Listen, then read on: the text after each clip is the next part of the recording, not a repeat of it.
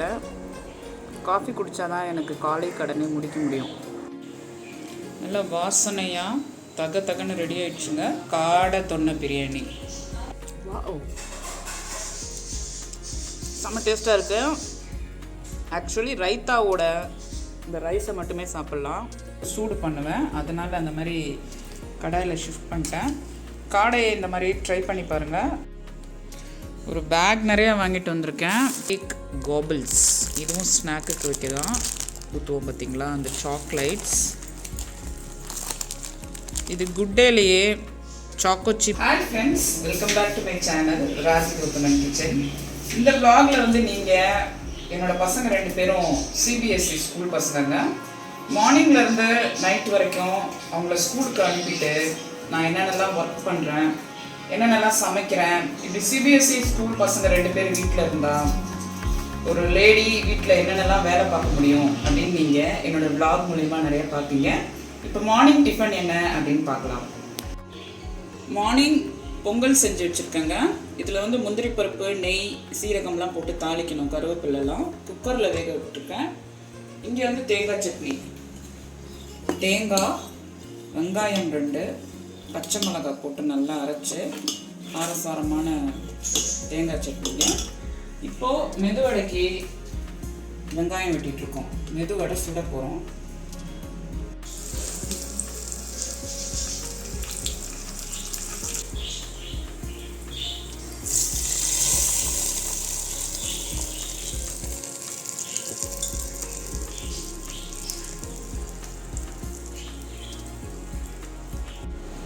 வடை போடலாம் மெதுவடை அப்படின்னு சொல்லிட்டு உப்பு எடுக்கலான்னு பார்த்தேங்க. உப்பு பாருங்கள் ஃபுல்லாக ட்ரையாக இருக்குது, சால்ட் உப்பு. ஒரு வீட்டில் இந்த கல்லுப்பு, சால்ட் உப்பு, அப்புறம் அந்த அரிசி டப்பாலாம் சொல்லுவோம் பார்த்தீங்களா, அது வந்து காலியாகவே இருக்கக்கூடாதுன்னு சொல்லுவாங்க. ஏன்னா அதில் லக்ஷ்மி குடியிருக்காங்க, லக்ஷ்மி வாசம் செய்கிறாங்க அப்படின்னு சொல்லி கேள்விப்பட்டிருக்கோம். அதனால் இது காலியாகவே நம்ம வைக்கக்கூடாது. தொடச்சிக்கிட்டு இந்த உப்பு டப்பா, அரிசி டப்பா இந்த மாதிரிலாம் இருக்கக்கூடாது. அது எப்போதுமே நம்ம காலியாகிறதுக்கு முன்னாடியே கொஞ்சம் வேற ஒரு டப்பியில் ரீஃபில் பண்ணிவிட்டு இந்த பழைய டப்பாவை கழுவிடலாம். ஸ்டெயின்லெஸ் ஸ்டீலாக இருந்தாலும் அடியிலெல்லாம் ஒரு மாதிரி துரு பிடிக்கிற மாதிரி இருக்குது. இப்போ வடை வந்து நாம் போட்டுக்கலாம்.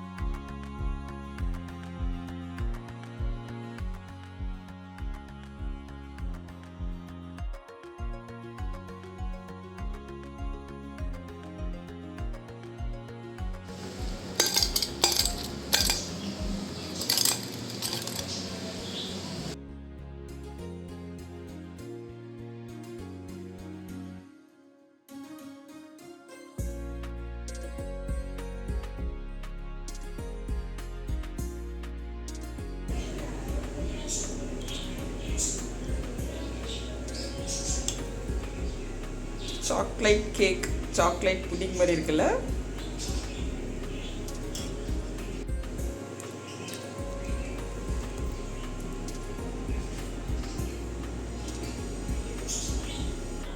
பத்து 50 ஆயிடுச்சுங்க. இப்போ தான் நான் சாப்பிட்றேன். நான் காலையிலே வந்து காஃபி குடிப்பேன்.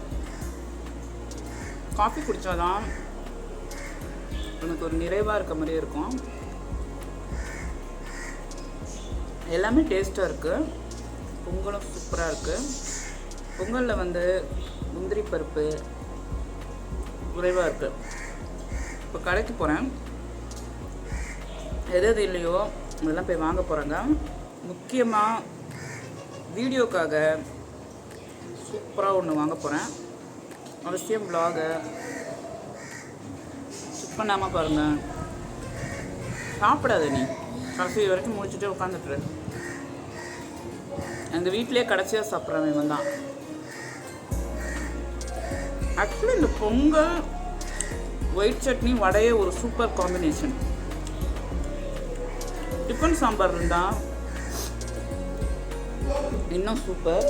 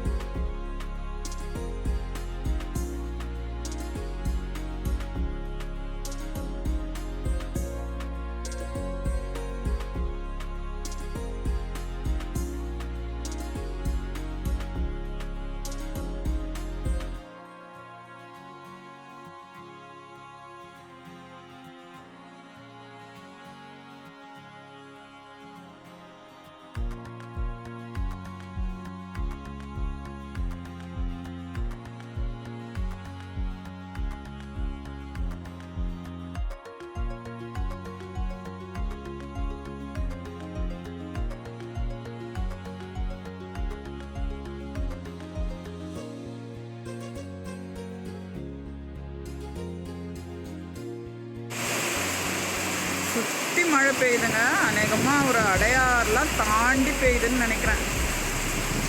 க்ளவுட்ஸ் இன்னமும் வந்துட்டுருக்கு. காலையிலலாம் நல்ல வெயில் அடிச்சுது. ஆனால் இந்த மாதிரி ஒரு மழை மாடி தோட்டத்துக்கு ஒரு அற்புதமான விஷயம். முருங்கை மரம்லாம் பாருங்கள், யாழ்ப்பாண முருங்கை எங்கேயோ போயிட்டுருக்கு. இங்கேருந்து உயரமாக அப்படியே ஜாலியாக மழை பெய்யுது. புதினா அறுவடை நிறைய வெளியே இருக்குது. புதினா அறுவடை பண்ணங்காட்டியுமே மழை வந்துருச்சு. இது வந்து ஷெட்டுக்குள்ளே இருக்க புதினா. ஆனால் சாரல் அடிக்குது, அதனால பண்ண முடியல. ரோஜாலாம் எவ்வளோ அழகாக இருக்கு பாருங்க. இந்த சீசனுக்கு ரோஸ் நிறையாவே ட்ரை பண்ணலாம். ஷெட்டிலேருந்து தண்ணி ஒழுகுது. ஒழுவி ஒழுவி ஒழுவி ஒழுவி இந்த தரையில் வந்து தொட்டிக்கு கீழே இருக்க மண்ணெல்லாம் வந்து தேங்கி தேங்கி தேங்கி தேங்கி அப்படி அப்படியே நிற்கிது. நல்ல வெயில் அடித்தாதான் இந்த மண்ணெல்லாம் பெருக்கி எள்ள முடியும். கொடி கொடி கொடி மேலே போய் அறுவடை வீடியோ எடுத்தது 1.5 மணி நேரத்துலேருந்து 2 மணி நேரம் ஆயிடுச்சுங்க. காரணம் வந்து மழை விட்டு விட்டு விட்டு விட்டு பேசிட்டே இருந்தது. நனைஞ்சது, அறுவடை பண்ணது, இந்த மாதிரி ஆயிடுச்சு. இப்போ கீழே வந்து இவ்வளோ ஒரு வேலை பார்த்துட்டதுக்கு அப்புறம் ருசியாக ஏதாவது சமைச்சு சாப்பிட்டா நல்லா இருக்கும்னு தோணுச்சு. அந்த லஞ்சுக்கு வந்து பெரிய குக்கர் 5 லிட்டர் குக்கரில் பட்டை வகைகள் போட்டு வெங்காயம் போட்டிருக்கோங்க. தொன்னை பிரியாணி செய்ய போகிறோம். ஒரு வித்தியாசமான தொன்னை பிரியாணி. அதுக்கு வெங்காயத்தை போட்டிருக்கோம். இங்கே வந்து முட்டை வந்து வெந்துட்டுருக்கு. இதில் பச்சை மிளகாய், புதினா, 2 தக்காளி, இஞ்சி, பூண்டு இதை வந்து மைய அரைச்சிருக்கோம். இது வெங்காயம் நல்லா வதங்கி ரோஸ்டடாக வரும்போது இந்த கலவையை ஆட் பண்ணி நல்லா எண்ணெய் பிரிகிற அளவுக்கு குக் பண்ணிக்கணும். எல்லா தொன்னை பிரியாணிக்குமே நல்ல எண்ணெயில் கறியாக எந்த வகை கறியாக இருந்தாலும் ஒரு 10 நிமிஷம் வந்து வேக வச்சிடணும். அப்படி வேக வைக்கும்போது தான் தொன்னை பிரியாணி ஸ்டைலில் உதிரி உதிரியாக வரும். வெங்காயம் வெந்ததும் நான் வந்து காடையை வந்து போட்டிருக்கேன். அப்புறமா மசாலா ஆட் பண்ணி ரைஸ் போட்டுக்கலாம். அரைச்ச விழுதை வந்து சேர்த்தாச்சு. கல்லுப்பு, கரம் மசாலா, கொஞ்சமாக மஞ்சத்தூள் ஆட் பண்ணியிருக்கு. எண்ணெய் பிரிஞ்சதும் ரைஸை சேர்த்துற வேண்டியதுதான். இங்கே சிக்கன் 65 போட போகிறோம். அலுமினிய கடாய் சிம்மில் வச்சுக்கலாம். நைட்டுக்கும் சேர்த்து இந்த சிக்கன் 65 புரியுதா? இங்கே சொல்கிறேங்கண்ணா 65 போட்டுக்கலாம். என் பொண்ணு வந்து ஸ்கூலுக்கு போயிருக்கு. நான் இவ்வளோ ஆர்வக்குளராக சமைக்கிறதே அது பொங்கலை சாப்பிட்டுட்டு வீட்டுக்கு வரும். ஸோ அதுக்கு வந்து நல்லா ஒரு சாப்பாடு போடலாம் அப்படின்னு தான். சனிக்கிழமையும் ஸ்கூல் வச்சு இந்த சிபிஎஸ்சி ஸ்கூல்லலாம் என்ன சொல்கிறதுன்னு தெரியல. மாதத்தில் 3 நாள் தான் லீவே வருது. 6 கிளாஸ் சீரக சம்பா அரிசிக்கு 5 கிளாஸ் தண்ணி வச்சுருக்கேன். ஏன்னா இந்த சீரக சம்பாவே ஈஸியாக குழஞ்சிரும். கொஞ்சம் உதிரி உதிரியாக வேணும்னா 5 கிளாஸ் தாங்க கரெக்டாக இருக்கும். உப்புலாம் செக் பண்ணியாச்சு, கரெக்டாகிடுச்சு. சிக்கன் 65 போட்டாச்சு. இதை வந்து நாம் எடுத்துக்க வேண்டியதான். இப்போது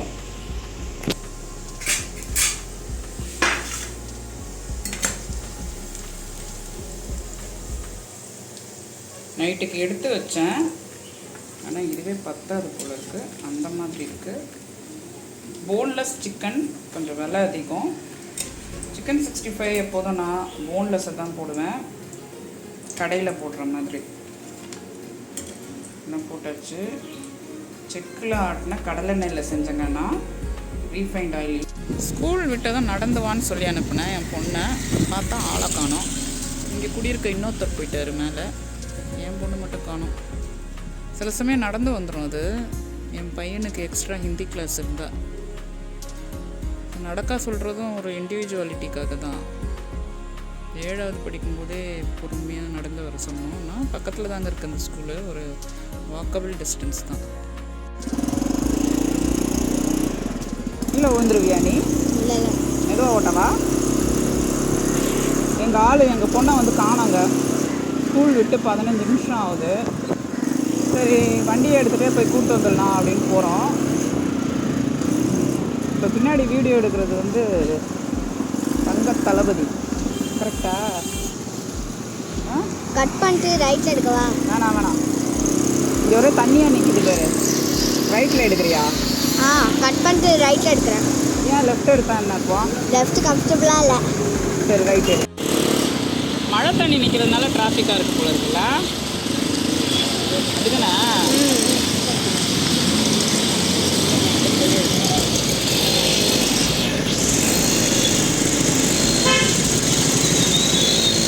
எல்லோரும் கூப்பிட்டு போகிறாங்க பசங்களை.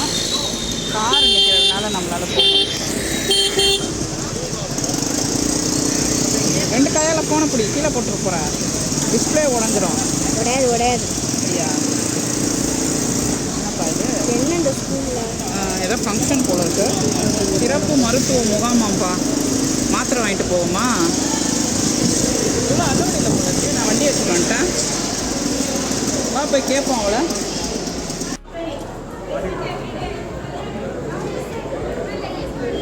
நிகாரிக்கா, நடந்து வர சொன்னனே,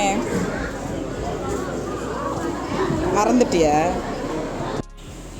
நல்லா வாசனையாக தகன்னு ரெடி ஆகிடுச்சுங்க. காடை தொன்னை பிரியாணி. அவசியம் அந்த டிஃப்ரெண்ட்டான ரெசிப்பியை கெஸ்ட் யாராவது வீட்டுக்கு வரும்போது ட்ரை பண்ணி பாருங்கள். மேலே இருக்க மசாலாலாம் கிளறலாம். இப்போது கடாயில் ஷிஃப்ட் பண்ணிட்டேன், ஏன்னா லேட் நைட் வந்து மீதமாக இருக்கிறத வந்து சூடு பண்ணுவேன், அதனால் அந்த மாதிரி கடாயில் ஷிஃப்ட் பண்ணிட்டேன். காடையை இந்த மாதிரி ட்ரை பண்ணி பாருங்கள். வேணும்னா சில்லித்தூள் மட்டுமே போட்டு ஊற வைங்க. ஊற வச்சுட்டு போட்டு பாருங்கள். ஆனால் சில்லித்தூள் போட்டால் கலர் மாறிடும், தொன்னை ஸ்டைலில் வராது. அதுக்கு தான் இப்போ செமையாக உதிரியாக இந்த பிரியாணி வந்து ரெடி ஆகிடுச்சு. எல்லோரும் லஞ்சை ஃபினிஷ் பண்ணிடலாம். காடை தொன்னை பிரியாணியாக இருந்தாலும் ரைத்தா இல்லைன்னா பிரியாணியே ஃபினிஷ் ஆகாதுங்க. எங்கே போனாலும் பிரியாணினாலே ரைத்தா தான். வா சாப்பிடு. வா, செம்ம டேஸ்ட்டாக இருக்குது. ஆக்சுவலி ரைத்தாவோட இந்த ரைஸை மட்டுமே சாப்பிட்லாம். கொஞ்ச நேரம் வெயிட் பண்ணேன். இப்போ இந்த காடை வந்துட்டு சில்லித்தூள் காலி ஆகிடுச்சுங்க. உண்மையாக சொல்ல போனேன் சில்லித்தூள் காலி. இல்லைன்னா காடையை வந்து நான் கண்டிப்பாக மரினேட் பண்ணியிருப்பேன். அதுதான் உண்மை. நீங்கள் மரினேட் பண்ணுங்க, உங்களுக்கு வந்து செம்மையாக வரும். ஏற்கனவே சொன்ன மாதிரி பச்சை கலர் போயிடும். அளவாக மரினேட் பண்ணுங்கள். அப்படி இல்லைன்னா நம்ம ஒரு மசாலா அரைச்சோம் பார்த்தீங்களா, இந்த பச்சை கலரில் இந்த தொன்னை பிரியாணி செய்கிறதுக்கு, அதை வந்து நீங்கள் காடையில் போட்டு நல்லா மரினேட் பண்ணுங்கள். செம்ம டேஸ்ட்டாக இருக்குது. இந்த ரைத்தா இருக்குல்ல, இந்த ரைத்தாவோட இந்த ரைஸே சாப்பிட்டு நம்மளுக்கு தொட்டுக்கே தேவைப்படல, அவ்வளோ டேஸ்ட்டாக இருக்குது. ரைத்தா வெறும் ரைஸ் மட்டும்தான் நான் வைக்கிறேன். இப்போ இதுக்கு ரைத்தாவும் ரைஸ் மட்டும்தாங்க வைக்கிறேன்.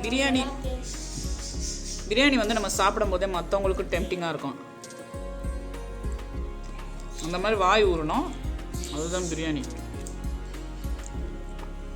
அதே மாதிரி வாசனையே கமக்கணும். என்ன நீ வந்து எட்டி பார்க்கலாம், உனக்கு ஏதாவது வேணுமா? கேக்கா? இங்கே பார்த்தீங்களா, பிரியாணி செஞ்சதும் டெசர்ட் வேணுமா, சாக்லேட் கேக். இது வந்து செஞ்சு வேணுமா. காலையில் எதிர்த்து நாங்கள் ஒரு வீடியோ பார்த்தோங்க, அவர் வந்து சாக்லேட் கேக் செஞ்சுருந்தாங்க. சாக்லேட் கேக் வந்து செஞ்சு கொடுங்க அப்படின்றாங்க. டெஸ்ட்டு வேற போகுது, பீரியாடிக்கல் டெஸ்ட் போகுது. அதையும் சைட் பை சைடு மக்கப் பண்ணி படிக்க வைக்கணும் மேக்ஸ்லாம். அதே மாதிரி சமைக்கணும் வேறு, மாடியை வேற போய் பார்க்கணும். இந்த மாதிரி சாப்பிட்டு நம்மளுக்கு போட்டு தர மாட்டேங்க. உள்ளே போ, அவர் போட்டு தருவார். போ உள்ளே போ, அவர் போட்டு தருவார். இந்த மாதிரி இருக்குங்க. அந்த கேக் கண்டிப்பாக செஞ்சு தரேன்ப்பா தம்பி, செஞ்சு தரேன். இப்போ செஞ்சு தரேன். இப்போ நான் சாப்பிட்டுட்டு கடைக்கு போவேங்க. சாக்லேட் கேக் அப்படின்னாலே டெசர்ட்னா சாக்லேட் அப்புறம் கொக்கோ பவுடர் வந்து தேவைப்படுது. வா உள்ள வா. அதனால் கடைக்கு போனேன். சரி வீட்டுக்கு தேவையான திங்ஸ்லாம் வாங்கலாமேன்னு. நான் என்னென்ன திங்ஸ் வாங்கியிருக்கேன் அப்படின்னு நீங்கள் பாருங்கள். ஒரு பேக் நிறையா வாங்கிட்டு வந்திருக்கேன். இது வந்து நார்மலாக காய்கறிகள் மாடியிலே வருது. அப்புறம் என்ன காய்கறிகள்னு பார்க்குறீங்களா? இது வந்து வாழைக்காய், காலிஃப்ளவருங்க. காலிஃப்ளவர், வாழைக்காய், கருணக்கிழங்கு. மாடியில் எது வரலையோ அது நான் வாங்குவேன். கொக்கோ பவுடர், ஸ்நாக்ஸ்க்கு வைக்க குட் டே பிஸ்கெட், சாம்பிராணி, பட்டர். இது வந்து பிரிட்டானியா கேக் கோபிள்ஸ். இதுவும் ஸ்நாக்குக்கு வைக்கலாம். இது நல்லாயிருக்கும். பட்டர், கேஷ்யூநட் 100 கிராம் கேஷ்யூநட் 80 ரூபா, ஜீரகம், சாம்பிராணி. இது கேக் செய்கிறதுக்காக சாக்லேட்டை மேலே உருக்கி ஊற்றுவோம் பார்த்தீங்களா, அந்த சாக்லேட்ஸ். இது குட் டேலேயே சாக்கோ சிப் குக்கீஸ், தயிர் பேக்கெட், அவல், ஸ்வீட்டாக ஏதாவது ரெசிபி செய்ய அவல். இதுவும் ஒரு குக்கீஸ் தான். ஸ்நாக்ஸ்க்கு யூனிபிக் சாக்கோ நட் குக்கீஸ். அப்புறம் நார்மலாக இஞ்சி பூண்டு ஆச்சியில் 1 வாங்கினா 1 free. Mixed jam, buy 1 get 1 free. சாம்பிராணி, veg food mayonnaise, egg mayonnaise, Doctor Oetker fun food அப்படின்னு சொல்லி. இதோட ப்ரைஸ் 89. விலை ஏறிடுச்சுன்னு நினைக்கிறேன். இது விளக்கு குத்த ஆயில். இது லவ் பேர்ட்ஸ்க்கு போடுற தினை, அது தேவைப்படுது.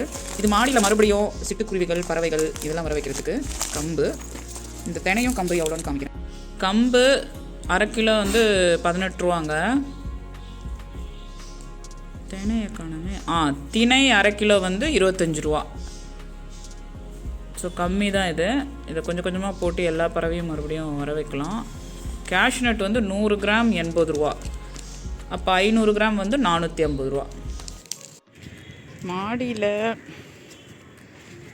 இந்த கைப்பிடி செவரில் தாங்க இருந்துச்சு இந்த டப்பா. ஃபஸ்ட்டு அந்த கயிறு கூட இங்கே தொங்குது பாருங்கள். எடுத்து சுற்றி வச்சுருக்கோம், திரும்பவும் கட்டலான்னு. துணி துவைக்கிற இடத்துல இங்கே வச்சுருந்தோம். ஸோ பேர்ட்ஸ் வந்து உட்காந்து சாப்பிடும். இப்போ இரும்பு கம்பி வந்து போட்டுட்டோம். ஸோ என்ன பண்ணலான்னா இந்த இடத்த காலி பண்ணி தெரிகிற மாதிரி வைக்கணும். இந்த செடிகளெல்லாம் வந்து கொஞ்சம் தள்ளி வைக்கலாம். ஸோ இதை கட் பண்ணி நம்ம இந்த கம்பு வந்து இப்போ உடனே போட்டுருவோங்க. மழையில் அப்பப்போ கொஞ்சம் நனைஞ்சு ரும்பிடும். அதனால் நம்ம அதை பார்த்துக்கிட்டே இருக்கணும். டெய்லி வந்து அளவாக போடலாம் கம்பு. மாடிக்கு போயிட்டு கீழே வந்தாச்சுங்க. நிறைய ஹோம் ஒர்க்ஸு இதெல்லாம் என் பசங்களுக்கு நான் சொல்லி கொடுத்துட்ருக்கேன். அந்த காடை பிரியாணி இவ்வளோ தான் மிச்சம். அவ்வளோ செஞ்சு இவ்வளோ தான் மிச்சமானா சூடு பண்ணிகிட்ருக்கேன். மீதமாக இருந்த சிக்கன் 65 இது என் பசங்களுக்காக 2 பேருக்கும் போட்டுட்ருக்கேன். இது வந்து மாவு தோசை சுட்டு சட்னி வச்சு சாப்பிட போகிறோம். ஸோ சாப்பாடு வந்து கம்மியாக இருக்குது, அதனால மாவு வாங்கிட்டு வந்திருக்கு.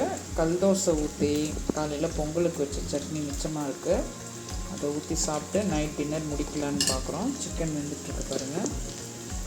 பசங்க 2 பேரும் அந்த பிரியாணியை சாப்பிட்டாங்க. அதில் பீசஸே இல்லை. காரணம் என்னென்னா திடீர்னு நான் எங்கள் அக்காவுக்கு ஃபோன் பண்ணேங்க. என்னோட 2வது அக்கா கூட பிறந்தவங்க. அவங்களுக்கு ஃபோன் பண்ணும்போது அவங்களுக்கு கொஞ்சம் தலைவலி ஏற்பட்டு அவங்க சமைக்கவே இல்லை, வெறும் தயிர் சாதம் தான் குக் பண்ணாங்க அப்படின்னு எனக்கு சொல்லியிருந்தாங்க. ஸோ இருந்த எல்லா பிரியாணியும் கொண்டுட்டு போய் அவங்களுக்கு நான் ஹாட் பேக்கில் கொடுத்துட்டேன். அதே மாதிரி நீங்கள் என்னோட மாடித்தோட்ட சேனலில் நான் அறுவடை பண்ண காய்கறிகள் எல்லாத்தையும் பார்த்துருப்பீங்க. அதையும் கொண்டு போய் அவங்ககிட்ட நான் கொடுத்துட்டேங்க. ஸோ அதனால இப்போ சமைச்சதில் அந்த ரைசஸ் மட்டும் கொஞ்சம் மிச்சம் இருந்தது. என் பசங்க சாப்பிட்டதை வந்து நீங்கள் பார்த்தீங்க. பேலன்ஸ் இப்போ நான் சாப்பிட்ணும் அப்போ என்ன பண்ணுறதுன்னு பார்க்கும்போது தான் நம்ம தோசை மாவு வச்சுருக்கோம். இந்த தோசை மாவு வச்சு அந்த சட்னியை வச்சு முடிச்சுட்டு இன்னைக்கு டின்னரை வந்து முடிச்சிடலாங்க. இப்போ இன்னைக்கான vlog வந்து கண்டிப்பாக உங்களுக்கு ஒரு பிடிச்ச vlog தாங்க. அப்படி இருந்துச்சுன்னா கண்டிப்பாக அந்த வீடியோக்கு ஒரு லைக் அண்ட் ஷேரும் கொடுக்குறத விட நம்ம சேனலை சப்ஸ்கிரைப்